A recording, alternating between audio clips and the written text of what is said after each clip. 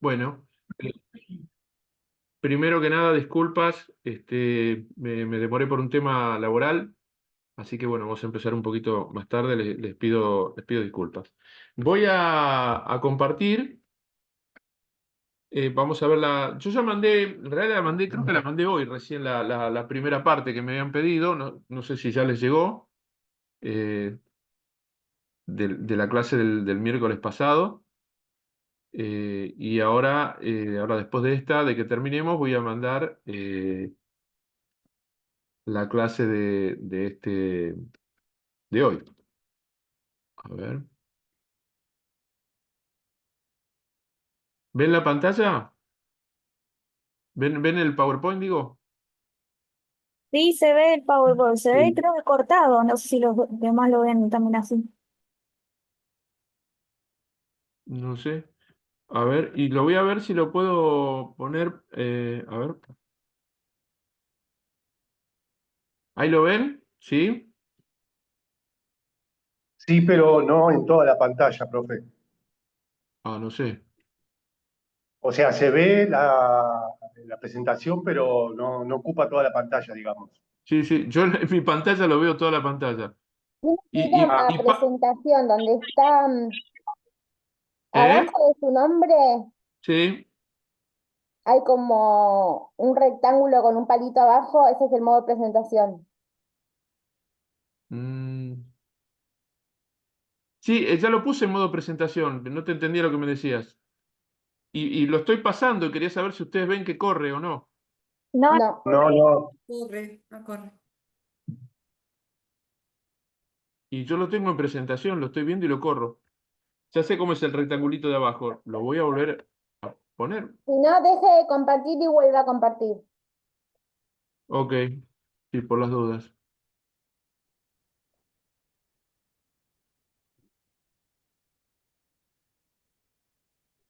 Esperen que vamos a abrir esto. Vamos a poner.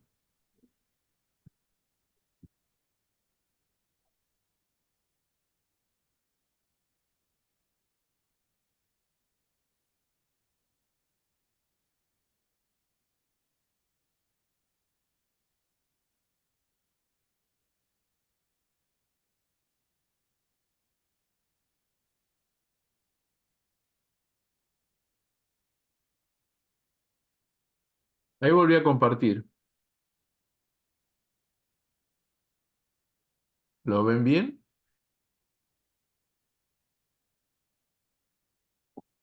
Sí, perfecto. Sí. Vamos a ver, antes de empezar a que yo empiece a hablar, vamos a ver, voy a poner para presentación. ¿Lo ven de pantalla completa ahora? No, ¿No? ¿Y lo ven que pasa? tampoco. Tampoco. Lo mismo del otro día. Bueno, entonces vamos a volver a darlo como el otro día. Eh, bueno, nos vamos a perder una partecita, no importa. Bueno, el otro día estuvimos hablando de reforma del Estado, ¿sí? Dijimos que había dos etapas, una etapa que era de expulsión, donde el Estado se sacaba cosas de encima, entonces mediante las privatizaciones, las concesiones, las descentralizaciones, o sea, se sacaba actividades de encima, para decirlo de una forma casi vulgar, diría. eh, y había una segunda etapa en un proceso de reforma del Estado que era sobre el mejoramiento respecto de lo que sí conservaba el Estado.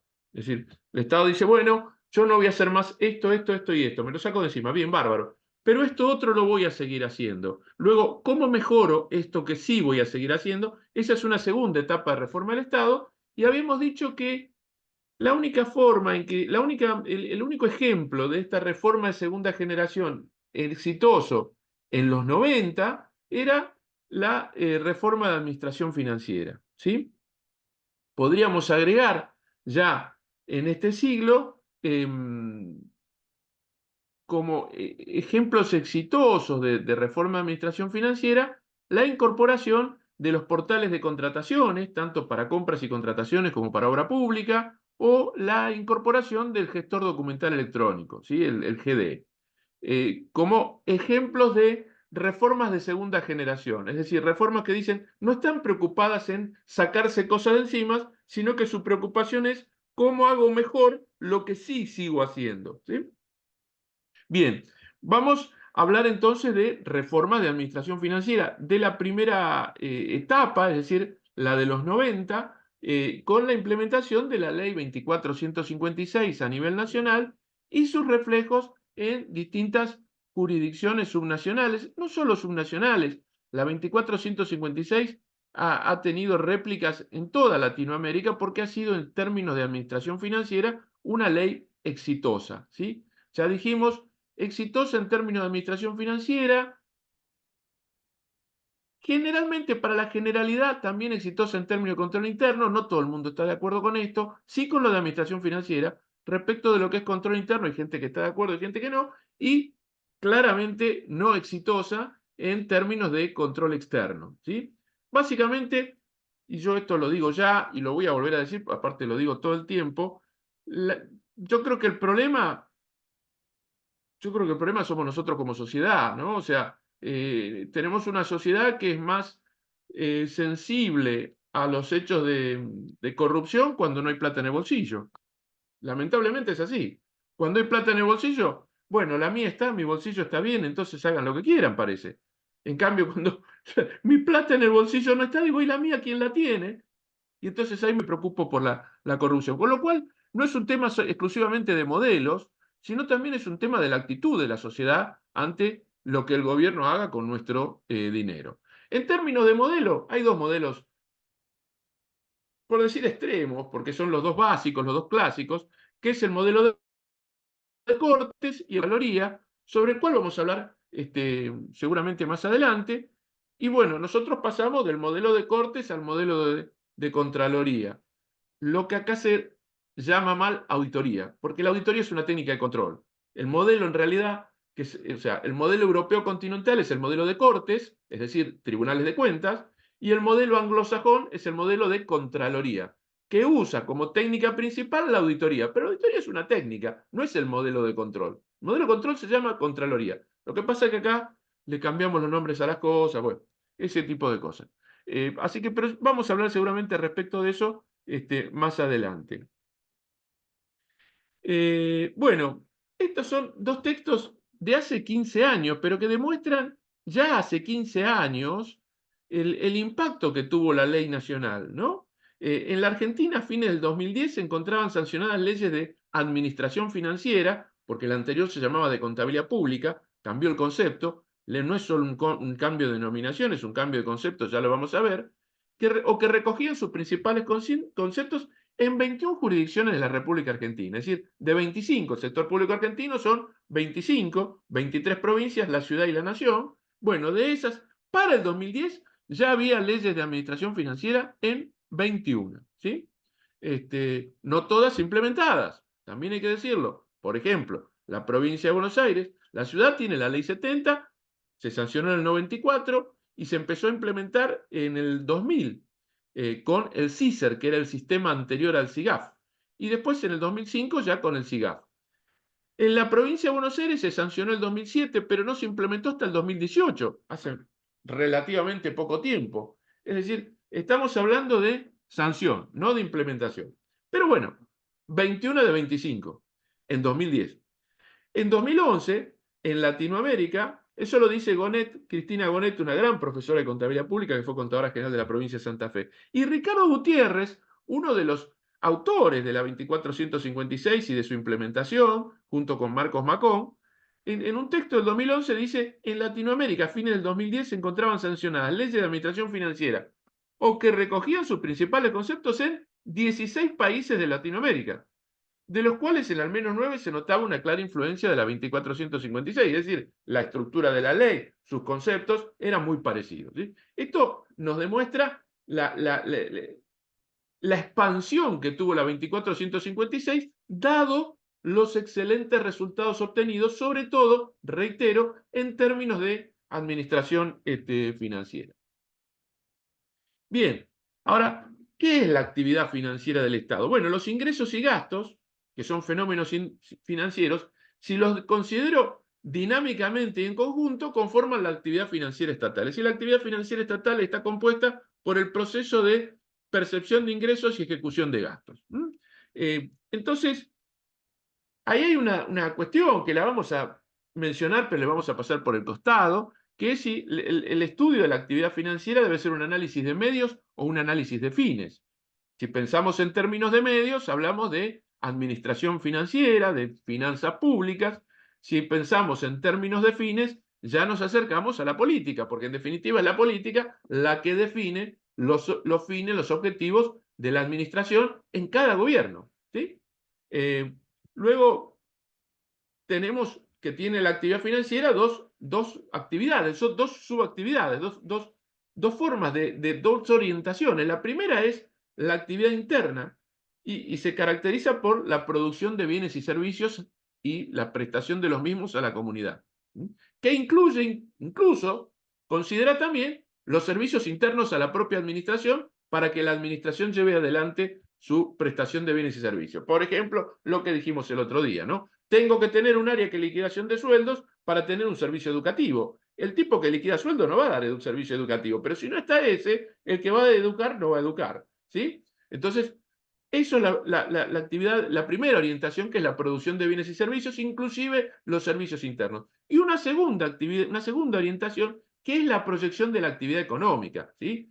Ustedes quizás se lo mencionaron cuando vieron clasificadores presupuestarios, el clasificador geográfico, ¿no? Si yo lo miro desde el punto de vista de la oferta, es decir, donde el Estado ofrece sus bienes y servicios, ¿sí? Estoy mirando a quién satisfago con los bienes y servicios que presto desde el gobierno. Ahora, si lo miro desde el punto de vista de la demanda, es decir, donde el gobierno demanda insumos para la producción de bienes y servicios, bueno, entonces estamos mirando dónde hay impacto de la actividad económica del Estado. ¿Por qué? Porque hay movimiento económico, porque ahí es donde el Estado está gastando plata, ¿sí? Entonces, pero todo esto es parte de la proyección de la actividad económica, que los teóricos de la economía dicen que tiene que ver con la estabilización, con el desarrollo y con la distribución o redistribución del ingreso, ¿sí? De todas formas, nosotros nos vamos a quedar con la primera visión de la actividad financiera, es decir, la estrictamente instrumental desde el punto de vista de la administración financiera, obviamente claramente influenciada por los objetivos del Estado o del gobierno, de que cada gobierno decide cuáles son sus objetivos, ¿no? Si uno mira los clasificadores por finalidad y función a lo largo del tiempo, claramente se observan cuáles son las preferencias en términos de gasto público de cada gobierno, ¿sí? Bien, y tenemos entonces que esa actividad financiera tiene recursos. ¿Se acuerdan que cuando hablamos del poder dijimos hay un poder del pasado, ¿sí? El poder judicial que juzga el pasado, un poder del presente, el ejecutivo que administra el presente, y un poder del futuro, el legislativo que legisla hacia el futuro? Bueno, con la actividad financiera tenemos la misma distinción o una similar distinción temporal, y entonces tenemos recursos del pasado, el patrimonio, ¿sí? Si yo vendo un terreno, ahora salió en los diarios que se vendió un terreno en capital del Estado Nacional del Ejército Argentino, bueno, si vendo en terreno es porque antes lo tuve, ¿sí? Es un recurso del pasado, y tengo gasto del pasado cuando cancelo, cuando amortizo una deuda. Si amortizo una deuda es porque antes la contraje. También tengo recursos del presente, son los recursos tributarios. Los contribuyentes son los contribuyentes de hoy que me pagan impuestos hoy, ¿sí? Más allá del delay por el periodo de liquidación, sea IVA, ganancia, lo que sea, pero es de este presente, ¿sí? Tengo gastos del presente, que son los gastos corrientes, ¿sí? Y tengo recursos del futuro, ¿sí? Por ejemplo, el crédito público, cuando me endeudo, el prestamista me está adelantando fondos del futuro, ¿sí? Que yo en el futuro tendré que devolverle con gastos del futuro, con los impuestos que voy a recaudar en el futuro. Y tengo gastos del futuro que son los gastos de capital, porque bueno, si hago una escuela o un puente sobre un arroyo, se lo dejo a las generaciones futuras. Con lo cual tenemos acá la distribución de los tres elementos fundamentales de las tres cuentas que componen la cuenta de ahorro, inversión, financiamiento a la que nos referimos en la clase pasada. ¿Se acuerdan? La cuenta de ahorro, representada por los recursos y gastos corrientes, la cuenta de inversión, representada por los recursos y gastos de capital, y la cuenta de financiamiento, representada por las fuentes y las aplicaciones. Es decir, las fuentes son quién me financia y las aplicaciones es a quién le devuelvo ese financiamiento o en qué gasto si tengo algún excedente financiero después de las acciones del Estado. ¿Vamos bien hasta acá? ¿Sí? Bien. Entonces el Estado es el único y exclusivo sujeto de la actividad financiera estatal, ¿sí? La cual está integrada, que dijimos, por tres actividades parciales claramente diferenciadas, ¿sí? La previsión de los gastos e ingresos futuros, que es el presupuesto, la obtención de los ingresos públicos necesarios, la ejecución de los recursos y la aplicación de esos ingresos a los gastos públicos autorizados, es decir, la ejecución de los gastos, ¿sí? Bien, se me abrió un programa que, de eso que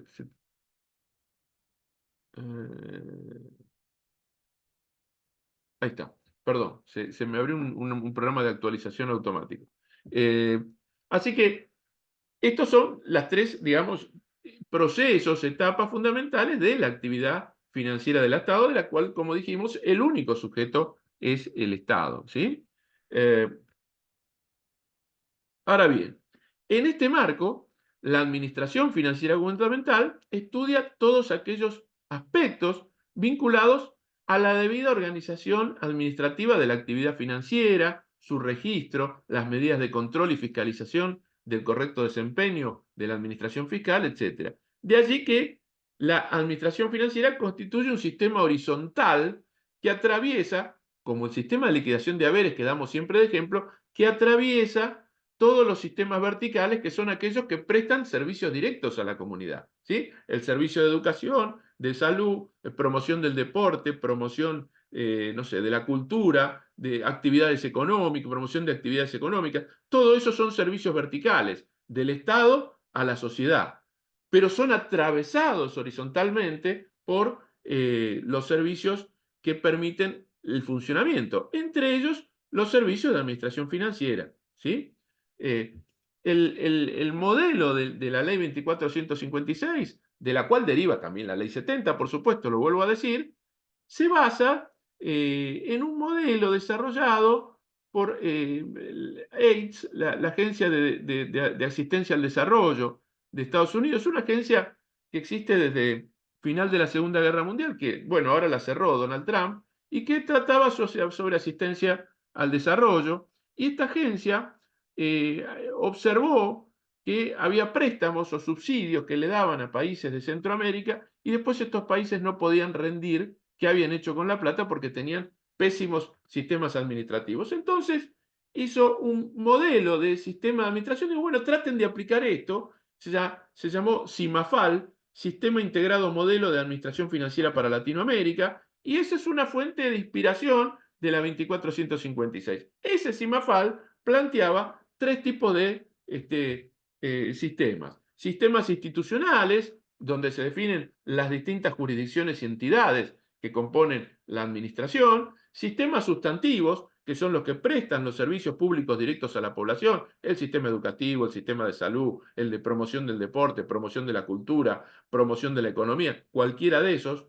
El sistema de justicia, son sistemas verticales, porque impactan directamente en la comunidad, y los sistemas horizontales o adjetivos. Los verticales los llaman sustantivos y a los horizontales los llaman adjetivos, ¿sí? Obviamente la política sustantiva está en los verticales. Esto creo que lo vimos en la clase anterior, pero lo reitero para recordar un poco de qué estamos hablando, ¿sí? Bien, ahora, esta actividad financiera, ¿sí? Que implica la prestación de bienes y servicios, implica el uso de la hacienda pública, entendida la hacienda pública como el patrimonio del Estado, ¿sí? Por eso tiene que ver en que el estudio de la hacienda pública es parte esencial de una rama del saber que se denomina contabilidad pública, que no es exclusivamente el registro contable. El registro contable se define como, denomina contabilidad gubernamental. Cuando hablamos de contabilidad pública, lo dijimos en la primera clase, estamos hablando de un concepto más amplio que trata sobre la organización, la gestión y el control de la administración, ¿sí? Obviamente esto incluye el registro, y el registro es contabilidad gubernamental, ¿sí? Contabilidad pública es más amplio, y la contabilidad pública trata justamente, entre otras cosas, como dijimos, bueno, no entre otras cosas, ¿no? Organización, gestión y control de la hacienda pública, ¿sí? Esta hacienda que es el patrimonio con que cuenta el Estado, ¿sí? Hacienda, la palabra deviene de hacer, es decir, hacienda es aquello con lo que se hace, ¿sí? Un gran profesor de contabilidad pública, el profesor Lichardo, decía que hacienda es lo que ha de hacerse o lo que se puede hacer con el conjunto de bienes que tiene una persona. Con lo cual, una hacienda puede ser individual, ¿sí? El banco de carpintero de un carpintero, puede ser colectiva, y cuando puede ser colectiva, puede ser privada, una sociedad anónima, un SRL, es una hacienda colectiva, o puede ser pública. El gobierno, el Estado, es la hacienda pública por excelencia, ¿sí?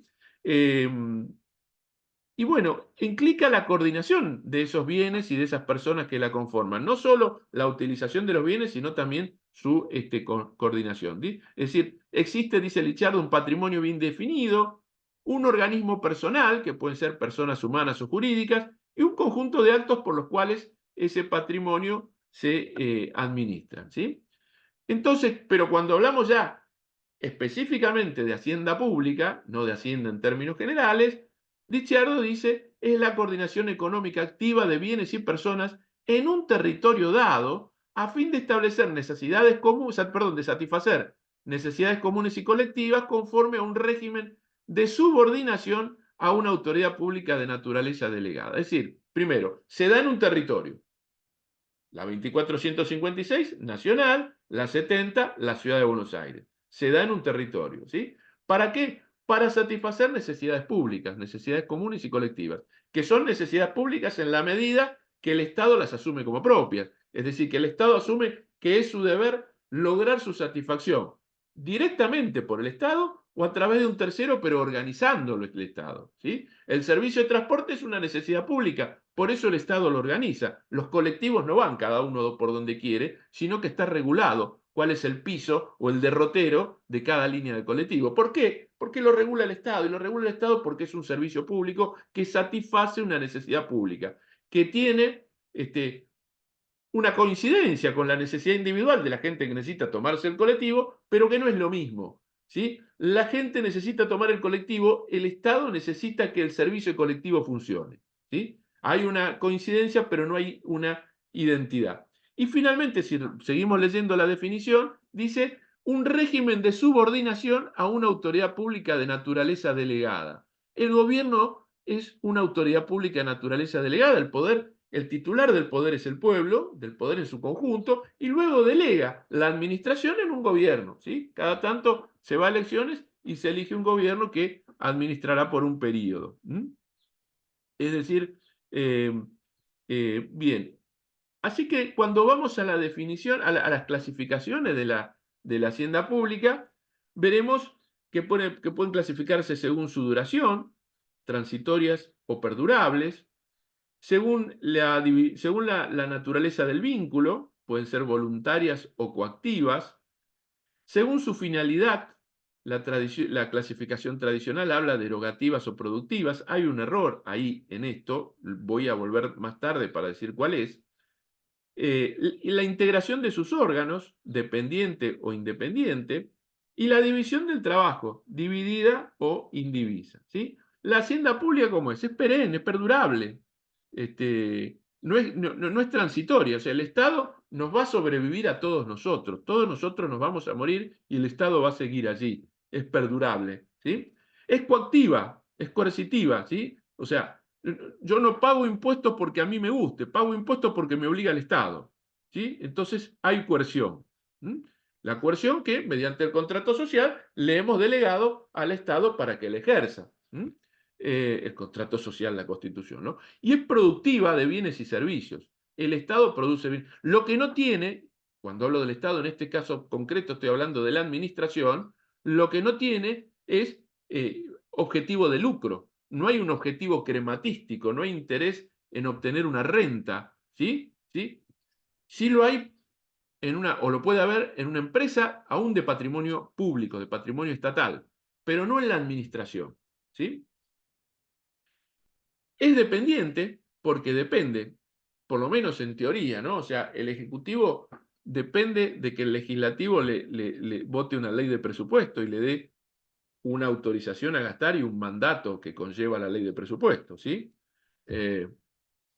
Sabemos que hace 2 años no tenemos ley de presupuesto,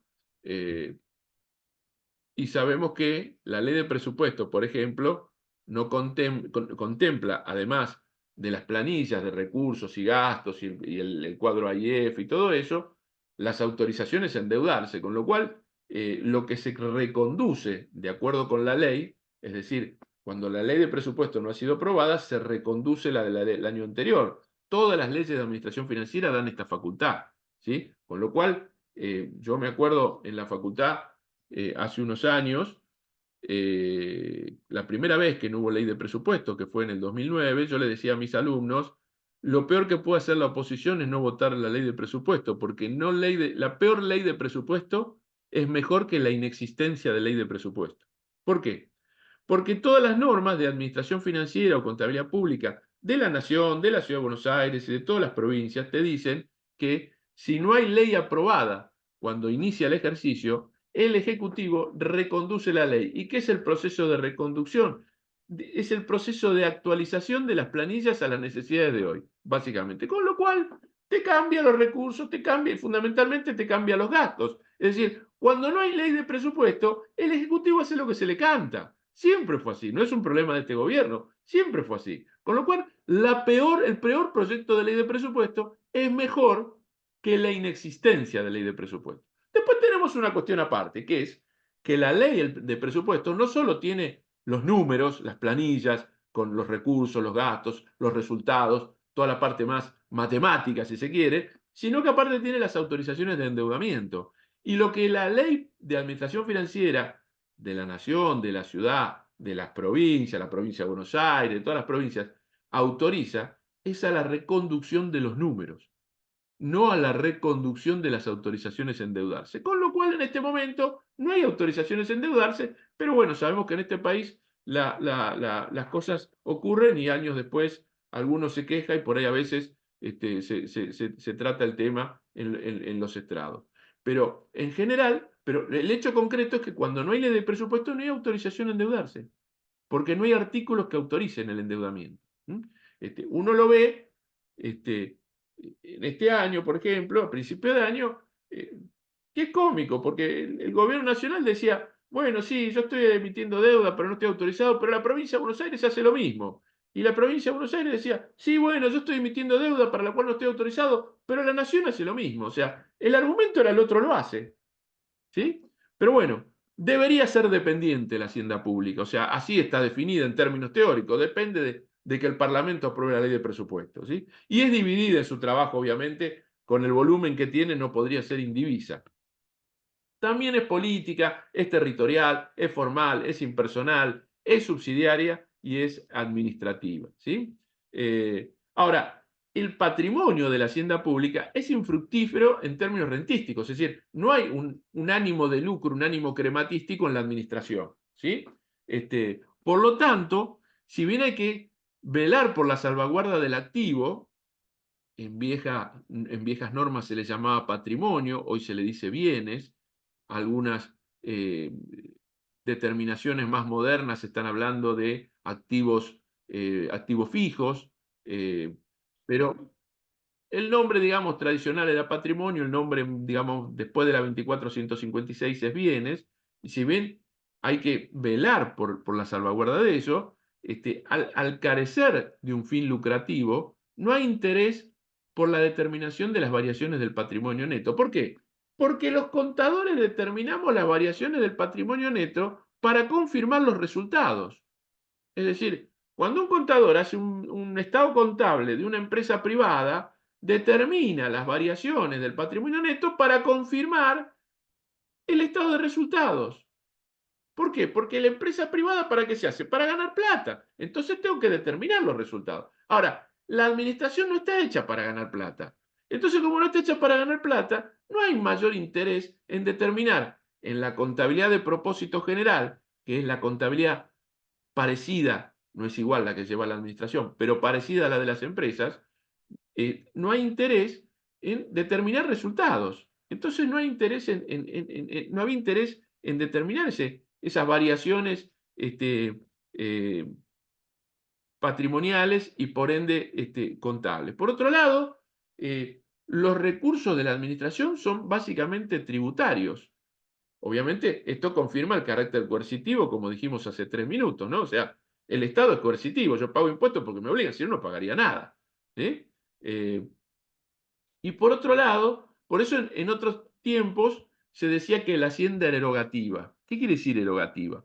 Que está para gastar, que está para gastar plata. Ahora, es cierto que la administración gasta plata, pero ¿para qué la gasta? Bueno, ahí tenemos un cambio que introduce la 2456, que pasa, ya lo vamos a ver nuevamente más tarde, de una visión jurídica donde yo solo debo vigilar que se cumpla con la legalidad para efectuar los gastos, a una visión económica que dice, sí, sí, yo tengo que ver la legalidad, obviamente, no dejo de lado eso, pero aparte quiero saber qué hago con los gastos, para qué estoy gastando esta plata, para hacer qué, para prestar qué servicio, ¿sí? Entonces ahí agrega esta función, ¿sí? Entonces ya no estamos hablando de una hacienda erogativa, ¿sí? Porque en realidad la hacienda se confundía. Antes, cuando se decía que era erogativa, se quería decir que era no lucrativa. Y sí, la hacienda pública no es el patrimonio de las empresas públicas, es el patrimonio de la administración, ¿sí? La hacienda pública es productiva y es no lucrativa. No busca obtener un rédito financiero, pero sí busca producir bienes y servicios, ¿sí? Darle a la comunidad los bienes y servicios que la comunidad espera de ella, ¿sí? Entonces, como dijimos, no había interés en determinar las modificaciones del patrimonio en la hacienda pública, es decir, la hacienda de la administración, porque no había ese interés crematístico y entonces no interesaba la distinción, por ejemplo, de hechos modificativos o permutativos, ¿sí? Los modificativos modifican la composición del capital, los permutativos modifican el monto del capital, ¿sí? No interesaba ni uno ni otro. ¿Por qué? Porque no interesaba, porque la idea no era ver a la hacienda como productora de bienes y servicios, entonces no tenía que saber yo si aumentaba su activo, y porque cuando aumenta el activo de la administración, quiere decir que la administración está teniendo mayores posibilidades de prestar servicio. Porque ¿qué es un activo? Un activo puede ser dos cosas. Primero, puede ser una fuente generadora de ingresos futuros. Por ejemplo, eso es más propio de la actividad privada, ¿sí? Yo vendo algo y tengo los bienes que voy a vender, son mi activo. ¿Por qué? Pues son generadores de ingresos futuros. Cuando los venda me va a entrar plata, ¿sí? Es más propio de la hacienda privada. Y en la hacienda pública un activo es un elemento con potencial de servicio. ¿Qué quiere decir potencial de servicio? Que a mí me va a servir para prestar servicios. Entonces, yo quiero tener yo soy el gobierno y quiero que haya un jardín de infantes en tal barrio, ¿sí? Y si tengo el edificio, no es lo mismo que si lo tengo que alquilar, ¿sí? Entonces, esos son activos porque tienen potencial de servicio, ¿sí? ¿Quiere decir que no hay activos generadores de ingresos en la administración? Sí, por supuesto que lo hay, por supuesto que lo hay. Yo cuento al pasar. Estoy dirigiendo un libro que, si Dios quiere, publicaremos en el segundo semestre del año que viene con varios autores sobre bienes del Estado. Y obviamente, hay bienes del Estado que son generadores de ingresos. No ingresos mínimos. ¿A qué me refiero cuando digo ingresos mínimos? Bueno, una autopista, sí, tiene ingresos, por supuesto. Ahí están más altos los ingresos. Pero pensemos que eso, un hospital.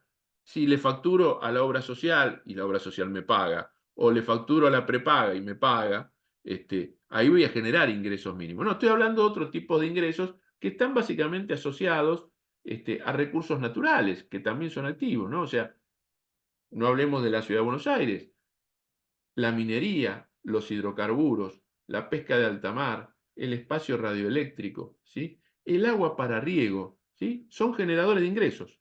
No están tan caracterizados por el potencial de servicio, sino por la generación de ingresos. Los activos caracterizados por el potencial de servicio son los que en general tiene el Estado registrado, porque no se registra todo. Esto es una crítica que se le hace a la contabilidad de gobierno, que no termina de registrar. Sobre todo hay una resistencia en algunos a registrar los recursos naturales, ¿no? Que en este momento, con todo el tema de la sostenibilidad y demás, se hace más que imprescindible registrar no todos los recursos naturales, porque no todos se pueden registrar, no todos se pueden medir. O sea, ¿cuánto vale el Río de la Plata? Y yo qué sé cuánto vale, a mí no me llamen. Ahora, puedo decir cuánto valen las áreas de vaca muerta que todavía no han sido concesionadas, en la medida que hubiera algunas, ¿sí? Eso sí puedo saber cuánto vale, ¿sí? Y puedo determinarlo. O las evaluaciones que hace el Instituto de Pesca sobre la población ictícola del mar argentino, en función de la cual determina la cuota de captura por las cuales cobra un derecho a las empresas pesqueras.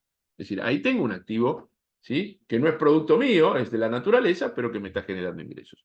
Entonces decía, no había mucho interés en la determinación de los hechos modificatorios y permutativos, y esto a tu vez está reafirmado, alejamiento o no aplicación de lo que se llama contabilidad de propósito general, por los propios registros presupuestarios, ¿no? O sea, en el registro presupuestario, el gasto de construir una escuela es un gasto, porque el presupuesto registra flujos nada más. Flujos de plata que entra, flujos de plata que sale. No registra stocks. La contabilidad de propósito general sí registra stocks. Entonces, cuando yo tengo un gasto de capital, para el presupuesto es un flujo de salida de fondos. Para la contabilidad de propósito general es una escuela, un activo, ¿sí? Yo supongo que ustedes deben haber visto esto en contabilidad, en donde básicamente, me dirán si sí o si no, básicamente lo que estamos hablando es que en la administración pública tenemos dos contabilidades que van caminando de la manito y que algunas transacciones las registran igual y otras las registran distinto. ¿Cuáles son? Por un lado, la contabilidad del presupuesto, de la ejecución del presupuesto, que son las planillas de ejecución presupuestaria que se ven habitualmente, y por otro lado, la contabilidad general, que da lugar al balance, el estado de situación patrimonial, el estado de resultados, los estados contables más parecidos a la contabilidad de la actividad privada, ¿sí? Lo mismo pasa con el cálculo de recursos, ¿no? Que toma como recurso el endeudamiento. Y la contabilidad de propósito general dice, no, no es un recurso, es la toma de un pasivo, me estoy generando un pasivo, ¿sí? Es decir, hay diferencias, brindan informaciones distintas porque en definitiva la información contable es una información, no hay una información única, sino que está caracterizada según quién es el usuario de la información y qué es la necesidad de información que ese usuario tiene. O sea, la información puede ser vista desde tantos aspectos que lo que se privilegia es cuál es el aspecto que necesita el usuario de cada tipo de informe contable, ¿sí? Por lo tanto, no había, digamos, en la versión anterior a las leyes de administración financiera, no había una contabilidad que acumulara, que tuviera stocks, solo flujos, ¿sí? ¿Por qué? Porque la principal preocupación era el equilibrio entre recursos y gastos, ¿sí? Y no la evolución de la hacienda. Ahora, si yo voy a mirar al Estado como productor de bienes y servicios, tengo que saber si cuenta con los bienes necesarios para producir bienes y servicios. Y saber si cuenta con los bienes necesarios para producir los bienes y servicios que tiene que producir, no me lo va a decir la contabilidad del presupuesto. Me lo va a decir la contabilidad de propósito general. Entonces, por eso es que ambas se complementan en la información que brinda, ¿sí? Y el querido Alfredo Lepera, gran maestro de muchos de nosotros, decía, por su carácter de dependiente, hablando del carácter dependiente de la Hacienda, involucra la responsabilidad de los administradores o ejecutores de los mandatos del órgano volitivo. Es decir, el órgano volitivo es el Congreso, el que produce la voluntad social y que le da un mandato al Ejecutivo, le dice, mire, yo le autorizo a gastar tanta plata para hacer tales cosas, ¿sí? Después, a fin de año, usted me dirá si se gastó toda la plata y si hizo las cosas que le dije que hiciera, ¿sí? Por ello, la función ejecutiva puede y debe predeterminarse a los efectos que pueda ajustarse a procedimientos y límites preestablecidos. ¿Por qué? Porque el presupuesto, la ley de presupuesto, tiene entre las múltiples funciones que tiene el presupuesto, la función de control preventivo. ¿Sí? Bien, ¿vamos bien hasta acá? ¿Sí? Seguimos. Bien. Entonces dijimos que empezamos a mirar distinto a la hacienda pública cuando empezamos a darnos cuenta que el Estado produce, que no es erogativo, que no es que hace gastos porque sí a tontas y locas, o por lo menos no debe hacerlos, sino que debe hacerlos en función de propósitos, de objetivos, que son la prestación de determinados bienes y servicios. Y esos propósitos obviamente son de raigambre política, o sea, hay política en la decisión, ¿no? Mi primera clase en la facultad con los chicos cuando vemos estas materias es, le digo, el presupuesto es político. Nosotros no vamos a hablar de política, pero sí sabemos que es político, está definido por las preferencias políticas de cada gobierno, que de alguna forma responde a las preferencias políticas de una mayoría que lo votó en un momento determinado. En un momento determinado la sociedad dijo, bueno, prefiero esto, eligió este gobierno o este otro, y entonces ese gobierno, bueno, tiene determinados propósitos que cumplir, ¿sí? Que son políticos. Nosotros nos quedamos con la cuestión instrumental, ¿sí?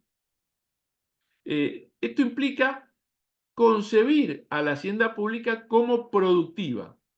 ¿Productiva de qué? De bienes y servicios para la comunidad, ¿sí? Y esta concepción de la hacienda pública como productiva, no ya como erogativa, implicó grandes cambios en el presupuesto y en la contabilidad gubernamental, ¿sí?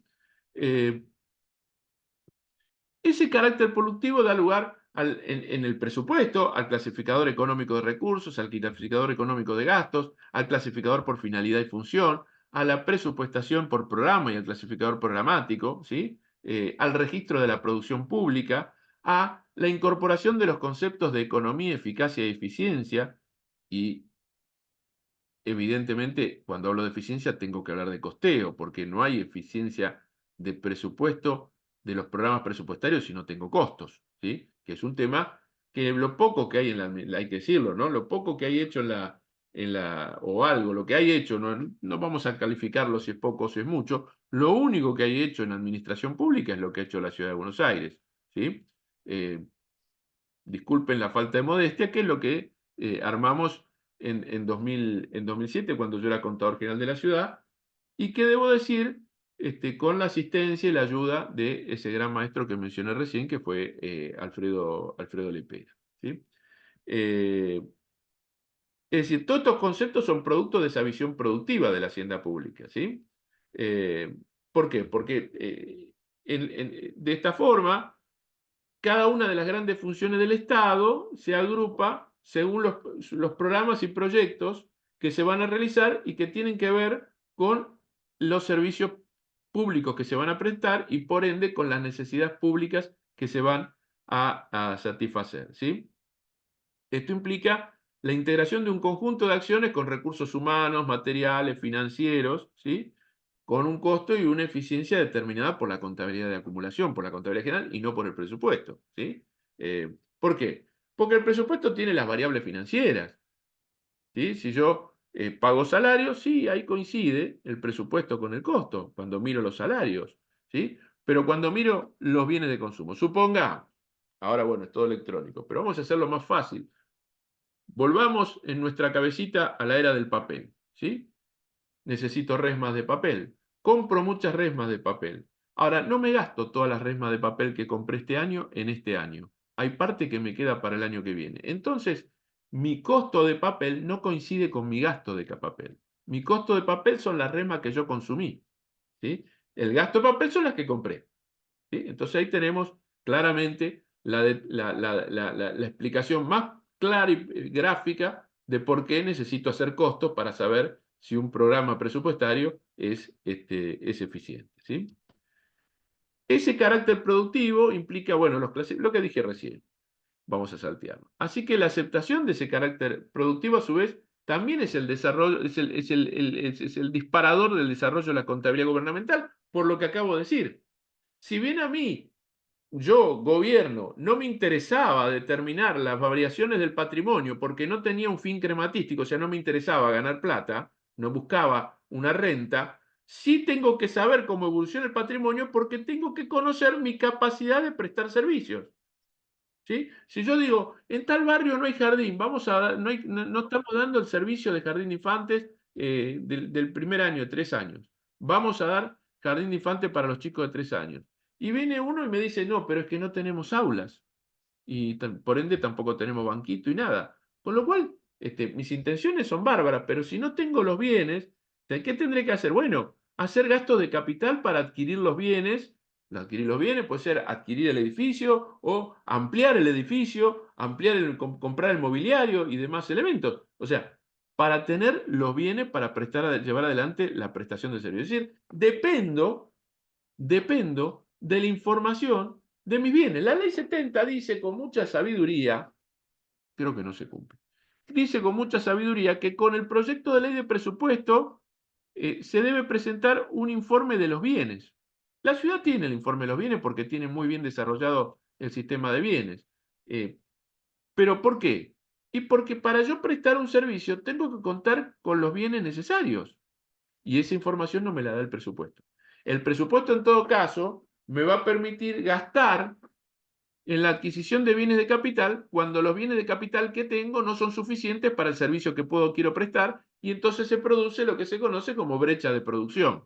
Yo quiero atender a 100 chicos de jardín de 3 años y tengo lugar para 20. Bueno, tengo que invertir por los 80 banquitos que me faltan y los lugares correspondientes. ¿Sí? Entonces, ahí es donde aparece entonces la necesidad de una contabilidad de propósito general íntimamente vinculada al concepto de costo, porque costo es un concepto patrimonial, no es un concepto presupuestario. Costos es un concepto económico. ¿Sí? Yo tengo costo por la utilización económica, ¿sí?, de bienes y servicios. ¿Sí? Y el presupuesto es financiero en general. ¿Sí? Tiene algún aspecto económico por la producción de bienes y servicios, por la producción física, ¿sí? Pero luego en general es financiero, registra flujos. ¿Sí? Bien. Ahora, la contabilidad, esto es una crítica a la ley 24.156, a la ley 70 y a la mayoría de las leyes provinciales que han copiado la 24.156. Hay unas pocas que no. La ley de Santa Fe no, la ley de Mendoza no, la de San Juan, que es reciente, de hace 2 años, no tenía San Juan una ley acorde a la 24.156. Lo sé porque ahora tengo que ir a dar una charla a San Juan el mes que viene. Que es lo siguiente, la ley nacional incorpora la definición de las etapas presupuestarias y su registro, ¿sí?, en el capítulo de presupuesto. ¿Sí? Ahora, el registro es un tema contable.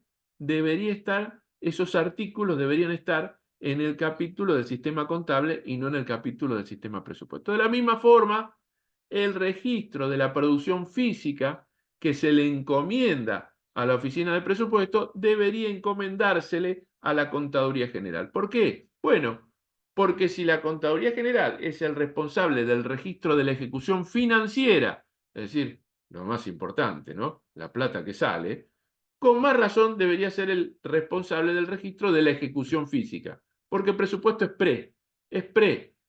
previo, ¿sí? Es decir, la ejecución, el registro de la ejecución es un problema contable, ¿sí? Con lo cual, ahí hay un tema, ¿no? Las leyes que han surgido después, la 70 fue inmediata a la 24.156, algunas leyes ya de este siglo, porque esto se ha venido criticando no solo por mí, por varias personas en varios lugares, entonces ya las leyes más, digamos, modernas han hecho ese cambio, ¿no? Han puesto por lo menos uno, la definición de las etapas del registro presupuestario en el capítulo de contabilidad y no en el capítulo de presupuesto, ¿sí? Lo de la producción física todavía está en veremos, básicamente porque en general, en toda la administración pública del sector público argentino, 25 jurisdicciones, la producción pública deja mucho, el registro de la producción pública deja que desear, ¿sí?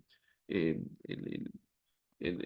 mes pasado hay una asociación que yo integro, que es la Asociación Argentina de Profesores Universitarios de Contabilidad Pública, y hacemos un simposio anual.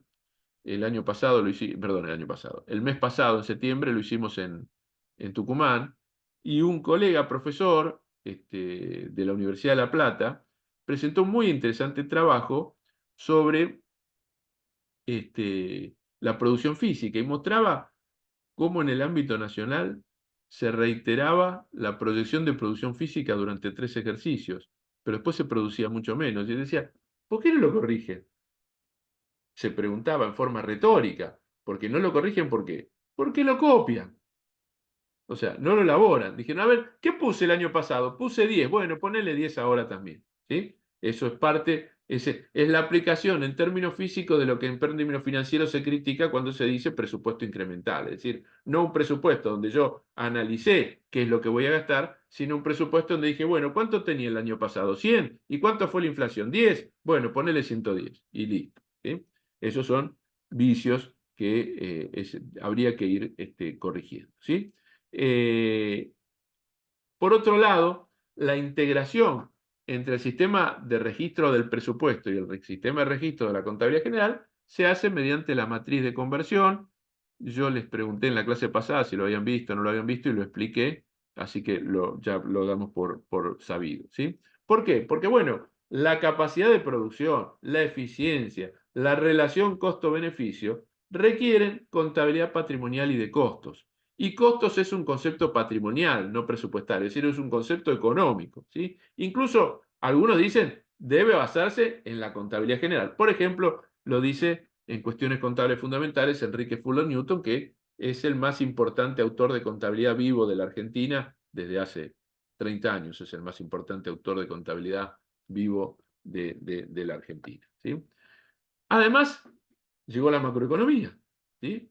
Cuando nosotros vemos ahí I más C más G más I más X menos Q, ¿qué está diciendo? I es el producto, es igual a C es consumo, G es gasto, I es inversiones, X es exportaciones y Q es importaciones. ¿Sí? Esa es la identidad. La contabilidad se maneja por identidades, ¿no? Así como decimos activo es igual a pasivo más patrimonio neto, en la contabilidad económica, que es la macrocontabilidad o cuentas nacionales, esta es la identidad de base. A partir de acá se derivan algebraicamente un montón de otras identidades.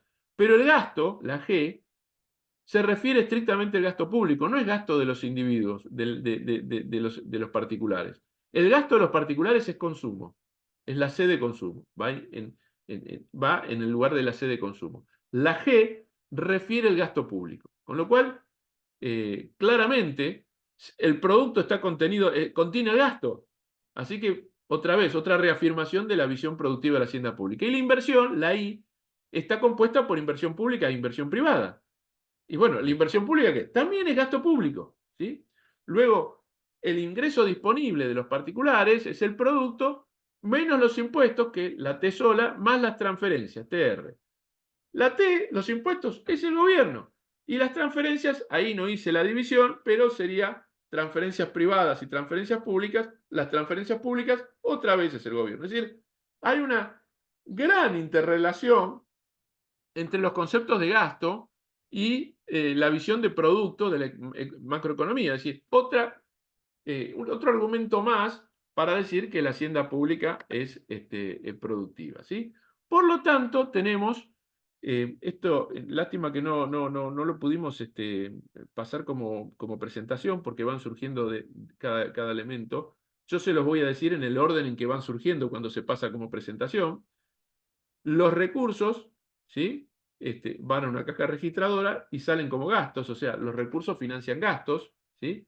Para ello tenemos controles de legalidad, los tradicionales controles de legalidad, ¿sí? Y control de economía, ¿sí? O sea, el gasto más apropiado. Y esto es parte de la contabilidad del presupuesto. Pero esta contabilidad del presupuesto, que es la esencia de la administración financiera, subyace, está debajo de una gestión pública que contempla necesidades, un proceso productivo, un dibujito de una fábrica, y la producción de servicios, ¿sí? Y ahí tengo un control de eficacia, ¿Produje todos los servicios que dije que iba a producir? Yo te di un área de gobierno. Dije, bueno, yo necesito tanto presupuesto para atender a tantos chicos en situación de calle. Me gasté todo el presupuesto. ¿Atendí a todos los chicos que dije que iba a atender o atendí a la mitad? Ahí tengo eficaz. ¿Sí? Y a su vez, esos gastos que produzco permiten adquirir los insumos de la producción, ¿sí? Que son los recursos humanos, los bienes de capital, insumos, ¿sí? Para los cuales yo voy a hacer costos y voy a tener un control de eficiencia. Pero para hacer esto, aparte de la contabilidad de presupuesto, necesito una contabilidad de acumulación o patrimonial, que ven ustedes a su derecha, ¿sí? Que a su vez confirma. ¿Por qué? Porque hay un cuadro que se hace, hay dos cuadros que se hacen, uno se llama de conciliación y otro se llama de compatibilización, entre el registro del presupuesto y el registro de la contabilidad general. ¿Sí? El de conciliación, ¿qué hace? Concilia los resultados presupuestarios con los resultados contables. Dice, ¿cuál es la diferencia? Porque obviamente, ahí dijimos, son dos contabilidades que van de la manito y a determinadas operaciones las tratan distinto. Uno la considera de una forma y otro la considera de otra. ¿Sí? Es como si en el plano del derecho dijéramos, bueno, responsabilidad administrativa, contable, civil, penal, bueno, hay distintas responsabilidades que preservan distintos valores, que consideran distintas cosas y que una misma operación o transacción la consideran de distinta forma. ¿Sí? Bueno, esto es lo mismo. Entonces, tratan de distinta forma la contabilidad del presupuesto y la contabilidad de acumulación, se concilian los resultados y dice, a ver, ¿cuáles son las diferencias? Explíqueme las diferencias por las cuales llega a resultados distintos. Eso se llama conciliación de resultados y se compatibilizan con el cuadro de AIF, donde lo que se dice es, a ver, cada registro presupuestario, cada saldo de flujos, acumulación de flujos presupuestarios que usted me muestra en el cuadro de ahorro, inversión, financiamiento, dígame en qué cuenta de la contabilidad general está registrado. ¿Sí? Es decir, permite la contabilidad general confirmar los registros presupuestarios, es decir, confirmar que están bien hechos. Y después tenemos las finanzas públicas que tratan sobre los efectos de esos recursos y de esos gastos, ¿sí? y de esa producción, o sea, de esos servicios. Esto es, a quién le cobro impuestos y en beneficio de quién realizo los gastos. ¿Sí? Es decir, esta visión de hacienda pública productiva es mucho más compleja que la que teníamos hasta entonces. ¿Sí?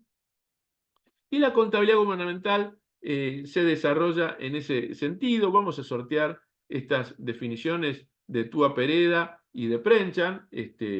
Después les sugiero que las lean, básicamente porque en definitiva estamos yendo a lo mismo, ¿no? O sea, la contabilidad evoluciona para mostrar estas otras cuestiones, ¿sí?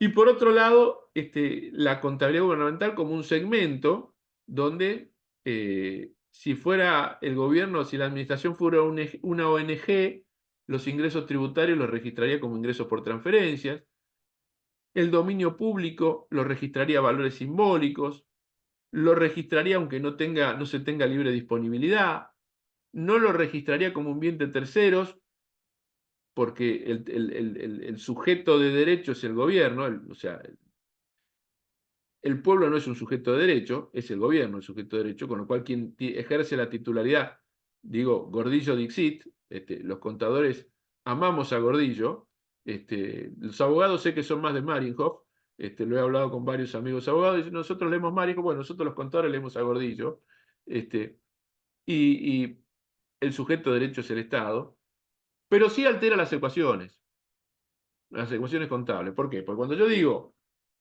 la ecuación estática, activo es igual, pasivo más para patrimonio neto, yo tengo una igualdad en valores, en plata, pero no es una igualdad cualitativa, porque si yo tengo registrado bienes del dominio público, no me puedo desprender de ellos. Es decir, mi activo, si bien yo tengo 100, pero 10 son dominio público, en términos disponibles tengo 90. Entonces, se altera esa igualdad. Y además el Estado no es una ONG. ¿Sí? ¿Vamos bien hasta acá? Bien. Vimos hasta ahora Hacienda Pública Productiva. Nosotros vamos a ver que la reforma de administración financiera se basa en tres cuestiones. La primera es la visión productiva de la hacienda pública. ¿Sí? Todas estas cuestiones parten de algo principal, ¿no? Que es pasar de un enfoque jurídico a un enfoque económico, ¿no? O sea, pasar de un enfoque que solo miraba la legalidad a un enfoque que dice, sí, la legalidad hay que mirarla, está bien, pero vamos a mirarlo también en términos económicos. Y a partir de allí tenemos tres cuestiones. Primero, la hacienda pública productiva, que es de lo que acabamos de hablar. Segundo, la visión sistémica de la administración, es decir, mirar a la administración como un sistema, para lo cual tenemos que hablar de la teoría de sistemas. Von Bertalanffy es el que enuncia la teoría de sistemas, la empieza a enunciar en la década del 30 en un congreso de filosofía que se hace en Estados Unidos. Von Bertalanffy era alemán. Después estalla la Segunda Guerra Mundial y no sabemos dónde se esconde Von Bertalanffy, desaparece del radar, y cuando termina la Segunda Guerra Mundial, 10 años después de terminada la Segunda Guerra Mundial, va a un congreso y presenta la teoría de sistemas. Von Bertalanffy era un biólogo, quería tener un idioma común para los biólogos y para eso desarrolla la teoría de sistemas. Luego, todo el mundo dice, esto es muy interesante, y empiezan de distintas ciencias a decir, esto me sirve también a mí, y me sirve también a mí, y me sirve también a mí, y el gran propulsor de la aplicación de la teoría de sistemas a la administración es un norteamericano, Peter Senge, ¿sí? Que saca un libro muy famoso que se llama La Quinta Disciplina. La Quinta Disciplina es la aplicación de la teoría de sistemas. Él enuncia 4 disciplinas y dice la quinta es la aplicación de la teoría de sistemas a la administración, ¿sí? Bueno, sistema, vamos a ver a Las Heras ya en su primera edición de Estado Eficiente. Ahora lo edita, pero tiene ediciones más nuevas por la editorial Bullati, pero que es una editorial de económicas. Pero la primera edición de su libro, el famoso libro Estado Eficiente, es de UDECOR, la editorial universitaria de Córdoba. Él es profesor de la Universidad Nacional de Córdoba, y ahí dice: un sistema es una combinación de componentes físicos, un conjunto o colección de cosas o situaciones unidas o relacionadas, de forma tal que integran o actúan como una unidad, una entidad o un todo en función de un objetivo común. Esta totalidad es potencialmente mayor que la suma de cada una de las partes que la integran, debido a las relaciones que se establecen entre la estructura y las funciones del sistema, ¿sí? Luego veremos más adelante que, ya lo salteamos, no sé, que Las Heras dice que el gran sistema integrador de la administración financiera es el sistema contable, porque el sistema contable integra, combina, por un lado, el registro de la contabilidad del presupuesto y el registro de la contabilidad del propósito general, ¿sí? Que es la esencia de lo que luego se aplica en el sistema SIGAF, ¿sí? Vamos a ver que los sistemas, los sistemas informáticos, cuando se desarrollan, tienen sistemas administrativos, tienen implícitos sistemas administrativos y contables con determinadas definiciones, que luego se confunden y parece que son definiciones del sistema informático. El sistema informático es un procesador de datos. Las definiciones son de la administración o de la contabilidad. Lo que ocurre es que se ponen en práctica con la implementación del sistema informático, ¿sí? Y entonces se confunden unas con otras. Por eso es que yo hago hincapié en estas cosas antes de pasar al SIGAF, propiamente dicho, ¿sí? Bueno, una serie de características de los sistemas. Acrow, en otro maravilloso libro, nos dice, pueden ser deterministas, animados, sociales, ecológicos. El enfoque sistémico presupone el comportamiento organizacional como probabilístico, multidisciplinario, variable, adaptativo. Las Heras agrega que los sistemas son los sistemas públicos son artificiales, complejos, probabilísticos, abiertos, vivientes y adaptables, ¿sí?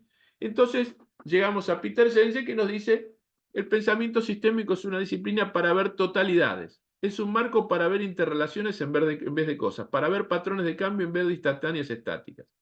El pensamiento sistémico es también una sensibilidad hacia las interconexiones sutiles que confieren a los sistemas vivientes su carácter singular. Es decir, lo que define un sistema no son sus partes componentes, sino las interrelaciones que se producen entre sus partes. Las interrelaciones que se producen entre el sistema de presupuesto y el de contrataciones, y el de tesorería, y el módulo de obra pública, y el de contabilidad, y el de crédito público, ¿sí? Las interrelaciones que se dan entre esos distintos componentes es lo que define al sistema, no los componentes en sí, ¿sí? Lo que pasa es que la gente está acostumbrada a ver el bosque y no ver las relaciones entre los árboles, que esto sería, ¿sí? Para eso, y esto es lo que nos plantea Senge, seguimos leyendo a Senge, que dice: El arte del pensamiento sistémico consiste en ser capaz de reconocer estructuras sutiles de complejidad creciente, dinámica, es decir, la dinámica de la relación entre los subsistemas, en medio de la abundancia de detalles, presiones y correntadas que son propias del ámbito organizacional. De hecho, la esencia de dominar el pensamiento sistémico como disciplina administrativa, es cuando él está definiendo cuál es la quinta disciplina, radica en ver patrones en donde otros solo ven hechos y fuerzas ante las cuales reaccionan. Ver el bosque además de los árboles es un problema fundamental que aqueja a todas las organizaciones. Los patrones de relación, ¿sí? ¿Cómo se relacionan estos subsistemas? Ya vamos a ver en la próxima clase, vamos a ver las interrelaciones entre los distintos subsistemas que componen el sistema de administración financiera y, en términos prácticos, el SIGAF, ¿sí? Y el pensamiento sistémico tiene dos partes, ¿no? Análisis y síntesis. Yo, para ejemplificar esto, uno lo voy a poder hacer, el otro no. Cuando tengo que hablar análisis, hablo de esto. Esto es un famoso cuadro de Rembrandt, de la época del Renacimiento, se llama La lección de anatomía. En aquella época, para estudiar anatomía tenían que agarrar a un muerto. ¿Qué muertos se agarraban? Los condenados, porque había condenados a muerte que las familias no reclamaban el cuerpo por vergüenza. Entonces los cuerpos quedaban ahí a disposición, se lo daban a la ciencia y entonces se armaban reuniones donde alguien, un médico experimentado, daba lecciones de anatomía, ¿sí? Este cuadro incluso se conocen quién es el muerto, quién es el médico que está instruyendo y quiénes son algunos de los otros médicos que están aprendiendo. Es increíble. Estas cosas se hacían en teatros. Estas disecciones se hacían en teatros. En las tres primeras filas había médicos aprendiendo. De la cuarta fila para atrás, el pueblo con su morbo. Era así. Y esto es el análisis. Acá se ve que le ha cortado el brazo. Yo digo, está explicando el sistema muscular, porque se ven los músculos ahí en el dibujo, en la pintura. Digo, está explicando el sistema muscular del cuerpo humano. Es el análisis de un subsistema. Ahora, con el sistema muscular no hago una persona, tengo un pedacito de una persona, ¿sí? Para ver la síntesis, tengo que ver cómo interactúan los distintos sistemas. Y yo, cuando puedo proyectar paso esto que ahora no lo puedo proyectar, porque no lo he podido proyectar, que es un video. Este es el final de Hombres de Negro, de la primera, supongo que todos la habrán visto, que la cámara toma el auto donde se suben los protagonistas en Nueva York y se va alejando y se ve Nueva York y se ve Estados Unidos y se ve el globo terráqueo y se ve la luna y después se ven los otros planetas y el sol y el universo y luego finalmente se ve una mano extraña que agarra el universo como si fuera una bolita y otras bolitas más y los pone en una bolsa donde tiene un montón de bolitas, que termina así la película. A mí me encanta ese final y es la síntesis, es la interrelación de distintos subsistemas, cómo unos están relacionados con otros, y esa es la clave del pensamiento sistémico. Otra vez, para dominar el pensamiento sistémico, no solo tenemos que conocer, a tener el análisis de los subsistemas componentes, sino que tenemos que conocer claramente las interrelaciones, que vamos a ver en la próxima clase, entre los distintos subsistemas. Esa es la esencia del pensamiento sistémico. Así, tengo análisis de los subsistemas de administración, tanto los clásicos de administración financiera, como los sistemas de gestión pública. ¿Cuáles son los sistemas de gestión pública? Bueno, el sistema de recursos humanos, el de obra pública, el de contrataciones, el de bienes, el gestor documental, o los sistemas de planificación, como los sistemas de programación de la acción de gobierno e inversión pública, que están en el título 2 de la Ley 70, ¿sí? Y tenemos que ver las interacciones entre todos ellos, ¿sí? En donde las interacciones de los sistemas de gestión pública con los sistemas de administración financiera se dan en función de los aspectos financieros, ¿sí? Compro una computadora, la interacción con el sistema de administración financiera es por la plata que estoy gastando. La interacción con el sistema contable por el activo que estoy incorporando, ¿sí? Esas interacciones son las que definen un sistema. Por eso en la Argentina es muy común decir, ponerle a todos los sistemas la I de integrado. Entonces cada vez que se hace un sistema nuevo y se le quiere poner algún nombre, pues son nombres de fantasía, ¿no? En Nación se llama SIDIF, Sistema Integrado de Información Financiera. En la ciudad de Buenos Aires y la provincia de Buenos Aires, que usa el mismo de la ciudad, porque la ciudad se lo cedió, se llama SIGAF, Sistema Integrado de Gestión y Administración Financiera. y en otros lados tiene otros nombres que ahora no recuerdo, pero todos tienen la I de integrado. Y la I de integrado en la mayoría de los casos es una burda mentira. Porque para que efectivamente esté integrado el sistema, debe aplicar lo que se conoce como principio de registro único. Es decir, registro las transacciones una sola vez y obtengo todas las salidas de información que requiero. En el SIGAF, yo registro el devengado presupuestario de un gasto por la compra, supongamos, de un bien inventariable de una computadora, y el agente público que está registrando la compra en el momento de devengar, cuando va a devengar, hace clic y con ese clic registra el devengado en la contabilidad del presupuesto, la ejecución del presupuesto, registra el devengado en la contabilidad de propósito general, el alta de activo, y registra el alta de inventario en el inventario particular de la institución en la cual se está comprando. Todo junto en un solo clic. Eso es un sistema integrado. ¿Sí? En Nación, hacen clic, registran en presupuesto, registran en contabilidad, pero después tienen que salir del CDIF y registrar el alta de inventario en otro sistema. Así que no está integrado. ¿Mm? Es decir, la I es maravillosa, todo el mundo pone la I, pero no siempre se cumple la I. ¿Sí? Y se basa, bueno, como dijimos, todas estas interrelaciones en dos cosas, en dos sistemas. En el sistema de presupuesto, por ser la columna vertebral de la actividad financiera, todo se organiza alrededor del presupuesto. ¿Sí? Por eso, James Chan, que yo lo nombro siempre, el más importante profesor de contabilidad pública de los últimos 30 años, hace 5 años jubilado como profesor emérito de la Universidad de Chicago, Chan dice siempre, el sistema de gestión del gobierno, ¿no? Porque, a ver, en el ámbito privado se dice que el sistema de gestión es el sistema de costos. El sistema de costos es el sistema de... Dicen, o sea, digo, discusiones de contadores, ¿no? Pero en el ámbito gubernamental, Chan, contador, dice, pero en el ámbito gubernamental el sistema de gestión no es el sistema de costos. El sistema de gestión es el sistema del presupuesto. Porque el gobierno se mueve al ritmo de la ejecución del presupuesto. ¿Sí? Entonces, por un lado, el presupuesto como columna vertebral. Y por otro lado, la contabilidad, por ser el integrador por naturaleza de toda la información económico, financiera y patrimonial. ¿Sí? Bien.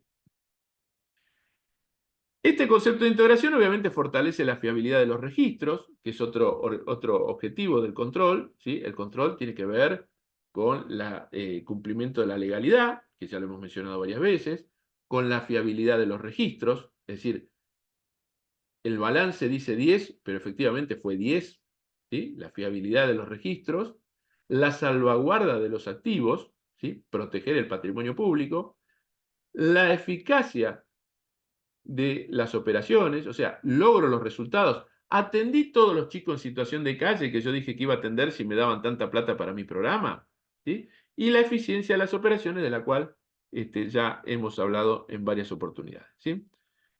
Bueno, acá reiteramos esto de la contabilidad como sistema integrador. Las ERAS dice que es el carácter es el sistema contable en su carácter de integrador por naturaleza de la información financiera del resto de los sistemas, o sea, reafirma el carácter integrador de la contabilidad, y además que la contabilidad integrada, la descentralización operativa, el registro único del que ya hablamos, la contabilidad de acumulación y consecuentemente la contabilidad analítica. La contabilidad analítica es la contabilidad de costos. La consolidación contable, es decir, la Ciudad de Buenos Aires y la Provincia de Buenos Aires con el SIGAF consolidan los estados contables de toda la administración pública. La Nación no los consolida, los integra.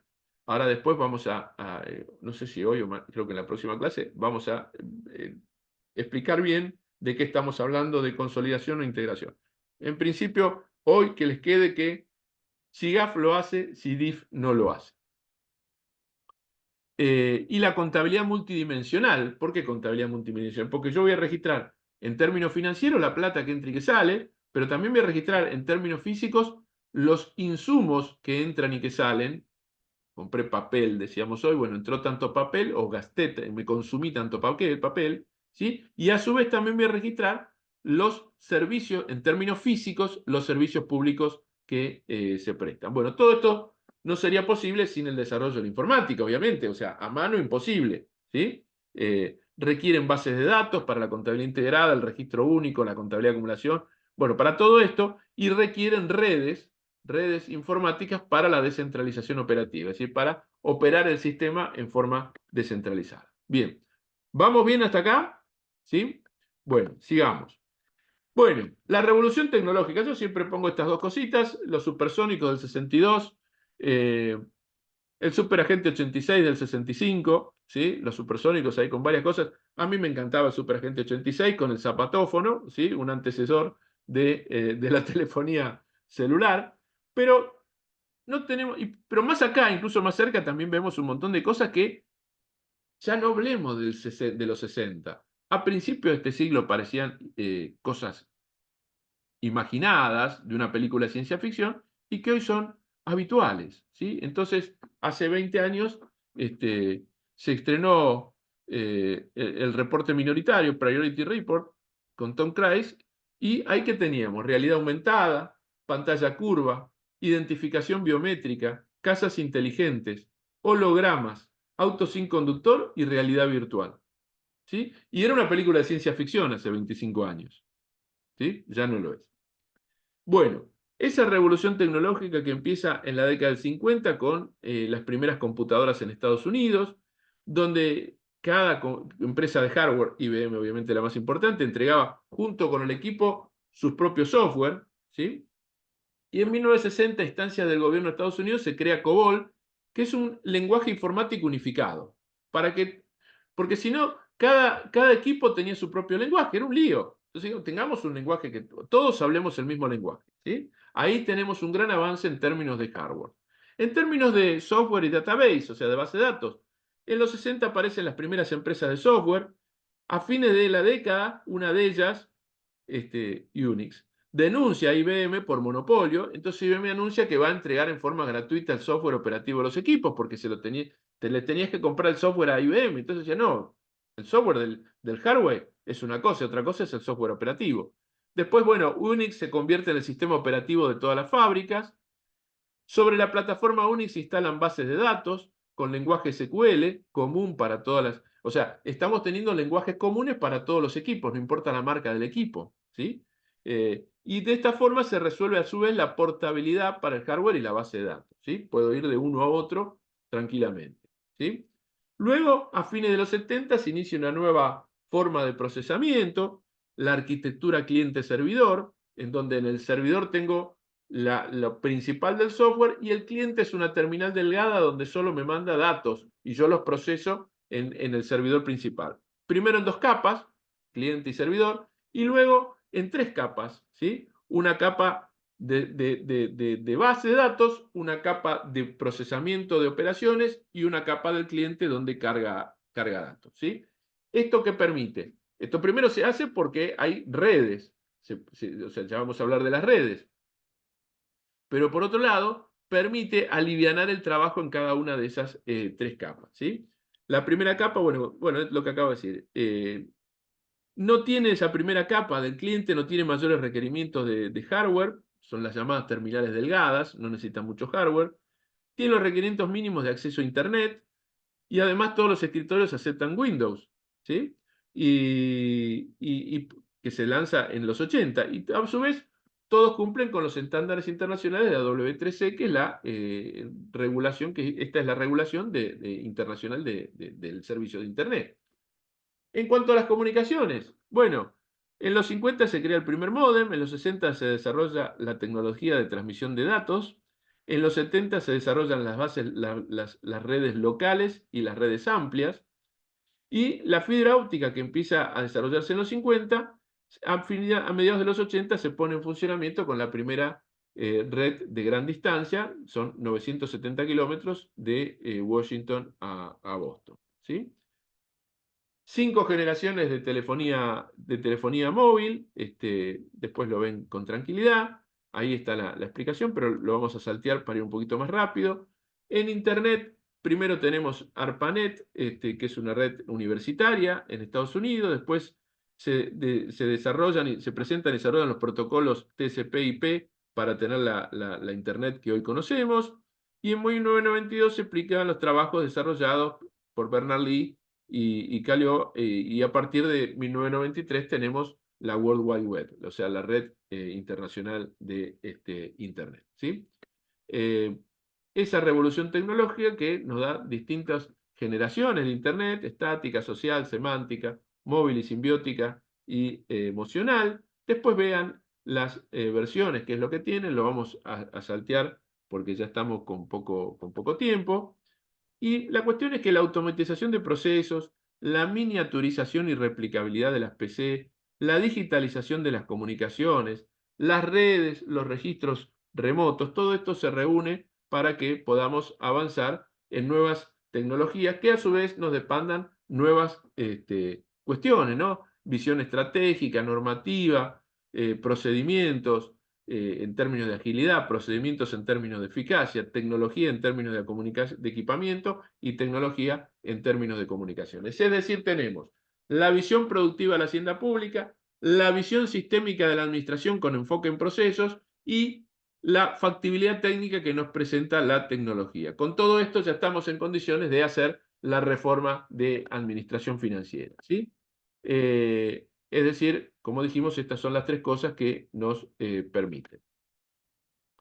Visión productiva, visión sistémica, enfoque en procesos, todo eso asentado en factibilidad técnica, nos da los sistemas de administración financiera. Y entonces pasamos de una visión estrictamente jurídica a una visión que no deja de lado lo jurídico, o sea, sigue cumpliendo la legalidad, pero se focaliza en una visión económica y o financiera, de una visión educativa, como dijimos, a una visión productiva, de una visión estructural a una visión sistémica, es decir, antes mirábamos estrictamente las funciones de los organismos y ahora vemos su participación en los procesos, o sea, la visión estructural es vertical, este organismo puede hacer tales cosas, y la visión sistémica es horizontal.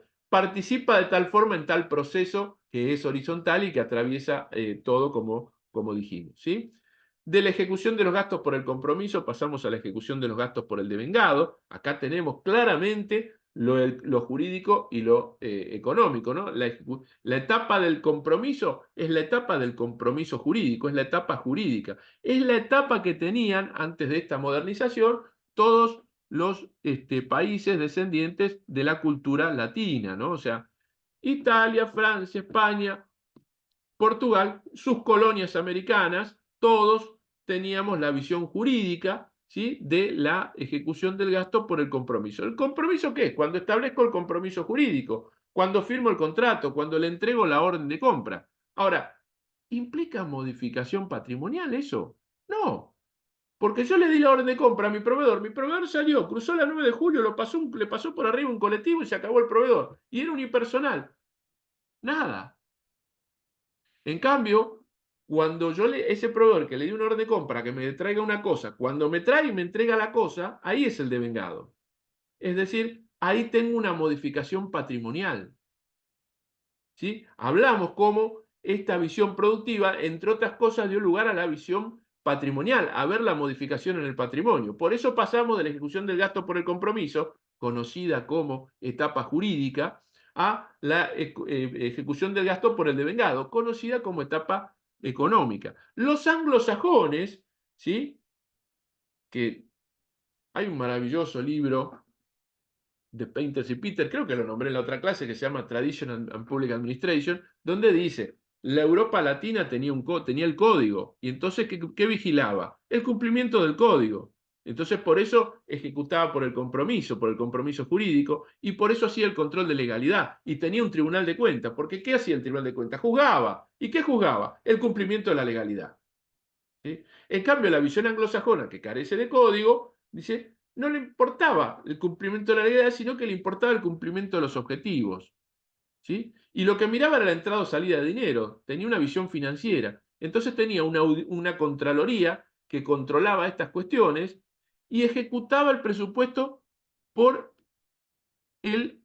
por el pago o la percepción, o sea, por el carácter financiero. O sea, teníamos compromiso, devengado, pago. ¿Sí? Los anglosajones pasaron de ejecutar el presupuesto por el pago a ejecutar el presupuesto por el devengado, y los latinos pasamos de ejecutar el presupuesto por el compromiso a ejecutar el presupuesto por el devengado. O sea, ambos nos corrimos, ¿sí?, y nos encontramos en el devengado, que hoy es el criterio dominante en todo el mundo, tanto en el mundo de raíces latinas, el mundo occidental y en el oriental también, pero para plantearlo en términos del mundo occidental, tanto en el mundo de raíces latinas como en el mundo de raíces anglosajonas, ¿sí? Y entonces teníamos clasificadores erogativos nada más, ¿sí? Por ejemplo, objeto del gasto es un clasificador erogativo, tiene que ver con gastos, ¿sí? Pasamos a clasificadores erogativos y económicos. O sea, mantenemos los erogativos como objeto del gasto, pero incorporamos los económicos que mencionamos, ¿no? Económico, finalidad y su función, programático.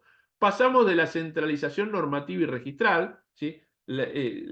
Las acciones estaban centralizadas, tanto normativamente como en su registro, a una centralización operativa, perdón, una centralización normativa y descentralización operativa. Estoy centralizada la norma, si hay un órgano rector que establece la norma, esto, el de contabilidad dice esto se registra así, el de presupuesto dice las cuotas presupuestarias se piden de esta forma, las modificaciones presupuestarias de esta forma, ¿sí? Establecen las normas y después cada jurisdicción y cada entidad opera en forma descentralizada a través de ¿qué? De las bases de datos, o sea, de las redes que acceden a una base de datos común, ¿sí? Que es el otro tema que vamos a hablar más adelante, diferencia entre nación y ciudad, ¿sí? Nación recién en 2005 tuvo una base de datos común, ¿sí?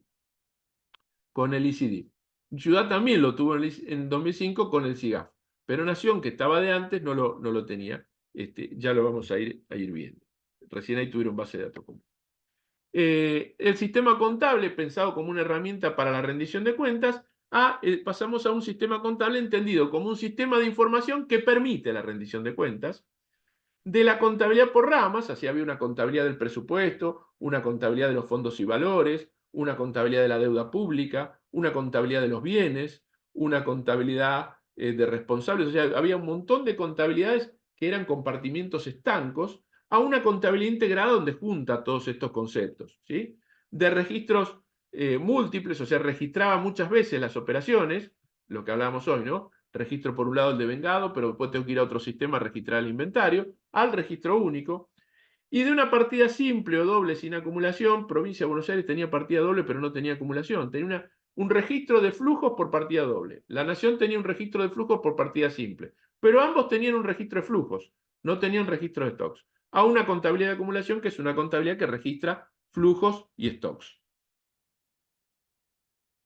De nada a una contabilidad multidimensional a la que ya me referí, de nada a costos, de nada a integración y consolidación, que ya les dije, lo vamos a ver más adelante, ¿sí?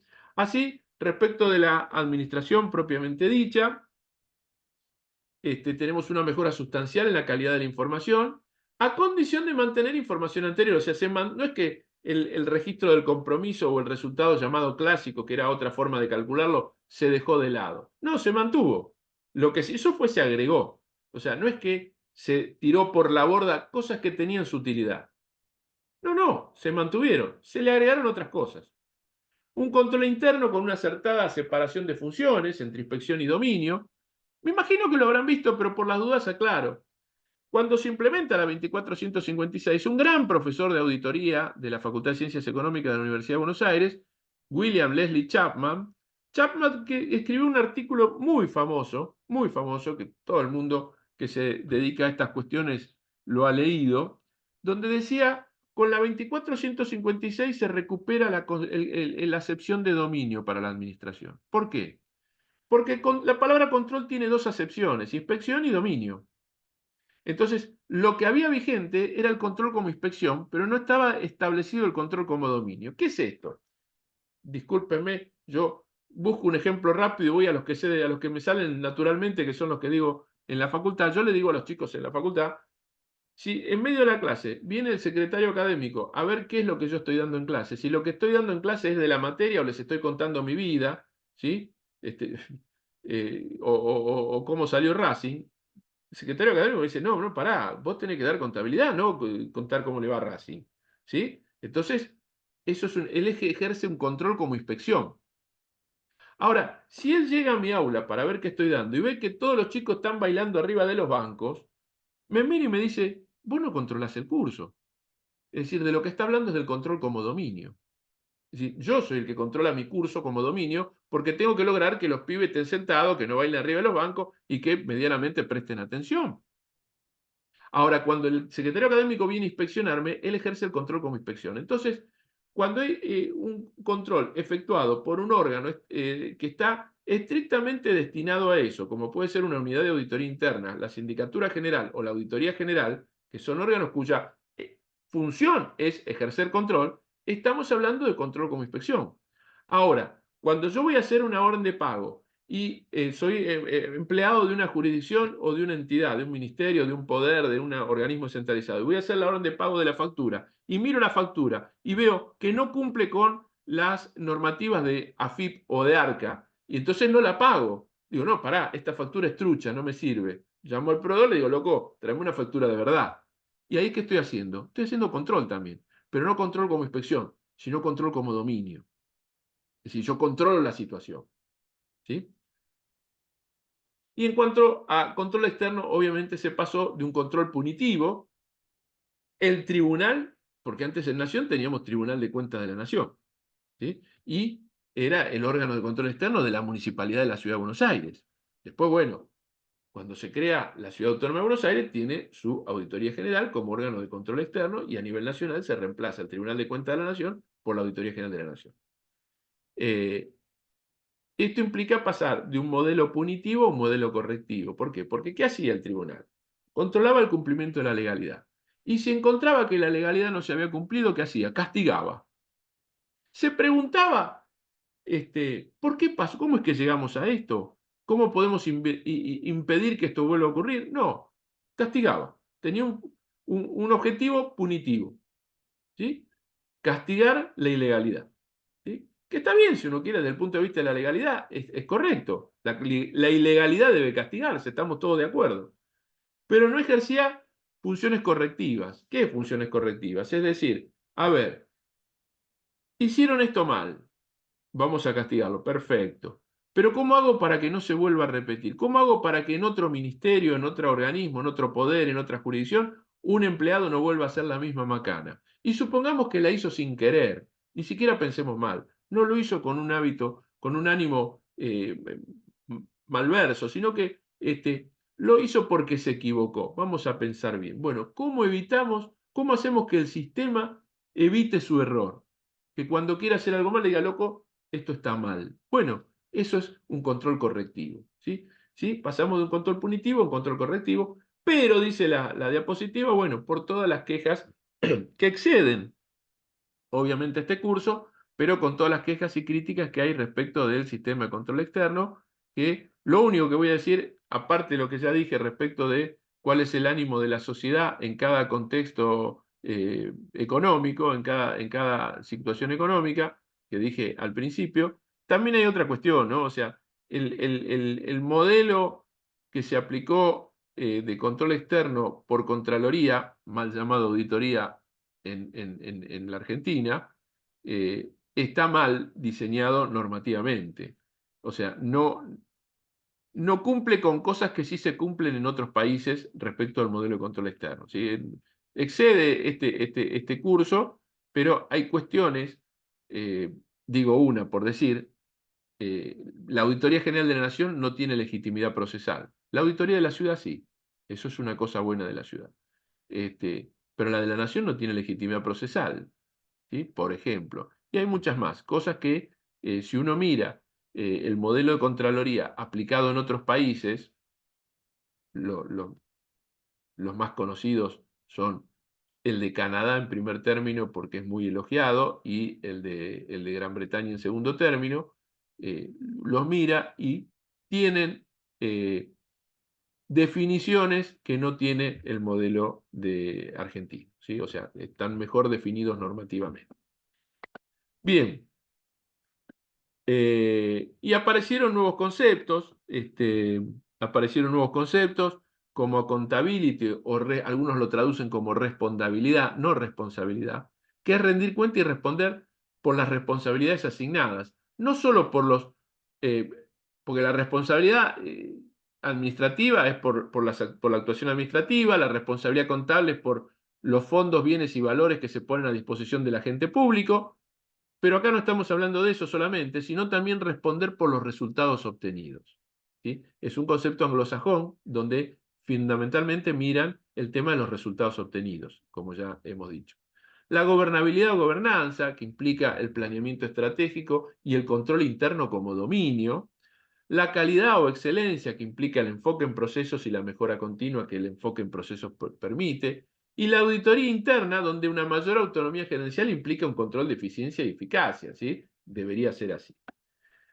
Y además, la superposición de distintos sistemas, ¿no? Tenemos el sistema de cuentas nacionales, que está definido por el Consejo Económico y Social de las Naciones Unidas, las estadísticas de las finanzas públicas, que se basan en el sistema de cuentas nacionales definido por el FMI, el sistema de contabilidad gubernamental, que están los estándares que publica la Federación Internacional de Contadores, que no todo el mundo acepta, es lo más...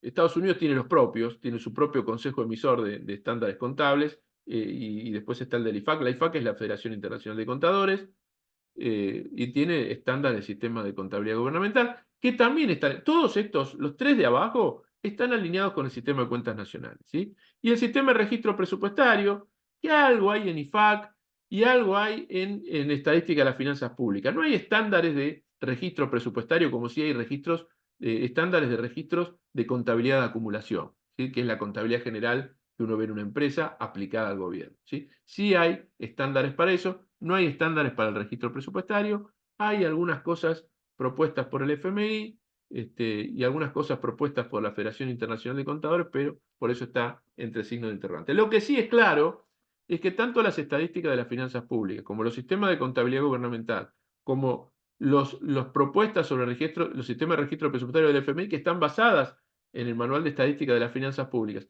e incluso los sistemas de contabilidad privada, normas internacionales de contabilidad y normas internacionales de información financiera, todos esos sets conjuntos de normas, todos ellos están alineados con el sistema de cuentas nacionales que define la economía de los países, ¿sí? Ricardo Gutiérrez, al que mencioné al principio, siempre dice, si querés ver para dónde va la contabilidad, la del gobierno o la privada, mirá para dónde va el sistema de cuentas nacionales. Si es verdad, se ha producido así. Cada vez que ha habido un cambio importante, cada 15 años más o menos revisan el sistema de cuentas nacionales y le hacen retoques. A veces son cambios muy profundos, a veces son retoques. A principios del siglo hubo cambios muy profundos y con posterioridad en el Manual de Estadística de Finanzas Públicas y con posterioridad en los estándares de contabilidad privada y con posterioridad en los estándares de contabilidad gubernamental, ¿sí? Todos siguen el mismo patrón. O sea, si hay cambios en el sistema de cuentas nacionales que hace la Organización de las Naciones Unidas, todos los demás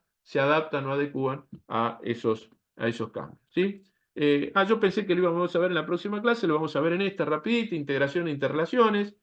Bueno, dijimos que a los conceptos de entrada y salida, o sea, producción como proceso, no solo se le agrega la retroalimentación, sino también el análisis y la síntesis sistémica, que dan lugar a la centralización normativa y descentralización operativa, y a la interrelación entre subsistemas, los que habíamos visto, institucionales, sustantivos y adjetivos.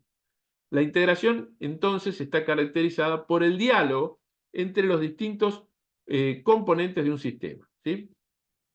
Cuando este sistema está conformado por diferentes subsistemas, es fundamental que dialoguen, ¿sí? La prueba de fuego es el principio de registro único del cual ya hablamos. Así que hay distintas interrelaciones entre los objetivos de la planificación y sus resultados y las categorías programáticas, al interior de los clasificadores presupuestarios, entre clasificadores primarios y secundarios, me imagino que lo vieron cuando vieron presupuesto, entre los clasificadores presupuestarios y el plan de cuentas de la contabilidad general, todas son interrelaciones, entre el catálogo de compras y contrataciones y el clasificador por objeto de gasto, entre el catálogo de compras y contrataciones y el clasificador de cuentas de inventario, como complemento de ellos entre el clasificador por objeto de gasto y el clasificador de cuentas de inventario, entre el clasificador institucional presupuestario y el institucional de patrimonio, es decir, el institucional del presupuesto, la ejecución del presupuesto, y el institucional de los inventarios, ¿sí?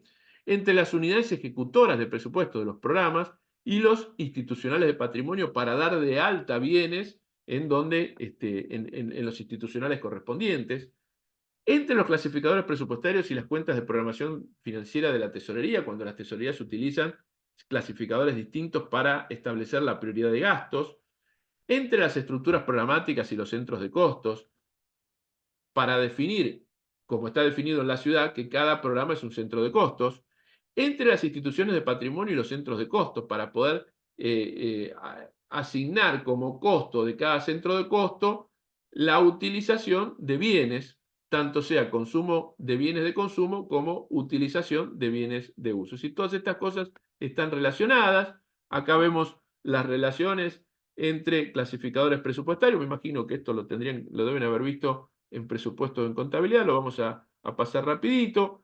En el cuadro de AIF, ahí tenemos a la izquierda la cuenta corriente, cuenta capital y cuenta financiamiento de la AIF y su relación con las cuentas patrimoniales o de la contabilidad de propósito general. Me imagino que lo deben haber visto en contabilidad. Y esta integración supone que las unidades de registro primario ingresan los registros correspondientes a las transacciones presupuestarias, recursos y gastos y financieras de tesorería en el sistema en uso, en nuestro caso el SIGAF, y mediante conversiones automáticas se originan los registros de contabilidad financiera, es decir, la matriz de conversión, ¿sí?, de la que ya hablamos, que es un invento argentino, y donde surgen registros únicos y la aplicación de criterios uniformes. Con lo cual, no solo hay que tener la integración y la interrelación entre clasificadores presupuestarios, sino también con la contabilidad gubernamental y también con los datos que deben proporcionarse para las estadísticas de las finanzas públicas y al sistema de cuentas nacionales.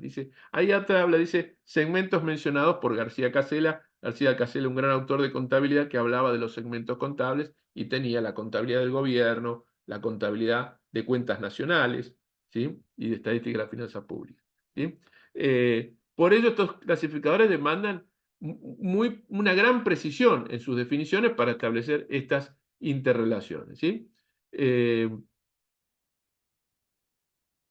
Esto ya lo vimos, hay distintos modelos contables, distintas normas presupuestarias, todo esto tiene que estar de alguna forma interrelacionado y fundamentalmente armonizado, ¿sí? Ahí vemos el catálogo que tiene sus relaciones con el objeto del gasto y con el rubro y clase de las cuentas de inventario, y que a través de las categorías programáticas y unidades gestores de presupuesto da el alta de inventario en los institucionales correspondientes, ¿sí? Así que una correcta integración, ya terminamos, de los distintos sistemas y sus respectivos clasificadores funciona además como una serie de controles cruzados, ¿no?, que facilitan la verificación de la correcta registración. Así, la contabilidad gubernamental incluye una contabilidad general que convive con el registro presupuestario, ¿sí? Por lo cual decimos que la determinación del registro presupuestario es un problema contable. Y por eso criticamos, yo dije creo que al principio, que Santa Fe, San Juan, Mendoza han incorporado la definición de los registros de las etapas de ejecución del presupuesto en el capítulo de contabilidad, ¿sí? La ley nacional se hizo con una visión claramente presupuestaria, no vio este tema, fue un gran adelanto, pero bueno, obviamente yo tengo gozo de la amistad de Ricardo Gutiérrez y de Marcos Macón, y obviamente lo que hicieron fue fenomenal. 30 años después ya les podemos criticar cosas, porque fue tanto el adelanto que logramos gracias a ellos que hoy estamos en condiciones de criticar algunas cosas, por ejemplo, esto último. Bueno, con esto terminamos la segunda parte. Yo mañana o el lunes les mando esto como archivo por el mismo lugar, así como les mandé la parte 1, que supongo que ya la deben haber recibido, me dirán ustedes si la recibieron o no. Nos queda ver la parte 3. La parte 3, nosotros en la parte 1 vimos la reforma del Estado, en la parte 2 la reforma de administración financiera, y en la parte 3 vamos a ver cómo esto se aplicó en la realidad con la implementación de la Ley 70 y consiguientemente con el desarrollo del SIGAF y sus características, ¿sí? Así que bueno, no sé si hay alguna pregunta. Los escucho. Alguien levantando la mano. Viviana Carrizo. ¿Hola? No recibí ningún paper todavía. Bueno, pregunto a ver qué pasó. Creo que lo mandé hoy. Sí, hoy lo mandé. Capaz que me dijeron que lo habían mandado ya. Pero bueno, pregunto, quédense tranquilos que para A más tardar para el lunes de la semana que viene van a tener el material de la clase 1 y 2. ¿Alguna otra pregunta? ¿No? Bueno, nos vemos el miércoles que viene, tenemos la última clase y el otro miércoles es el examen. ¿Sí? Bueno, buen fin de. Gracias. Hasta Gracias. luego. Gracias. Fin de-